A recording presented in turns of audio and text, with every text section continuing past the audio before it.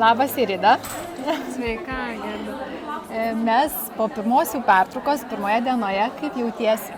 Nuostabiai. Nuostabiai, iš tikrųjų laukiau šitų savo atostogų. Aš tai vadinu atostogas, kur mes susitinkam su daug pažįstamų ir jeigu net ir kažko nepažįstam, susipažįstam iš naujo. Man džiugu, kad vėl viską kitame mieste. Kad vis mes galim patirti kitą miestą, bet iš tikrųjų vis pamatai savų žmonių, tik tai kitoje aplinkoje. Labai džiaugiuosi muge, kad turime ir kur nueiti. Labai džiaugiuosi iš tikrųjų organizacinė dalimi, kad turime kur pavalgyti ir viskas taip puikiai iš tikrųjų. Ir spėjam, ir nieko, jokios įtampos. Tai aš labai džiaugiuosi. Labai didžiuojuosi. Ką galėtum palinkėti moterims, kurios dar abejoja ar dalyvauti konferencijoje Netobula moteris?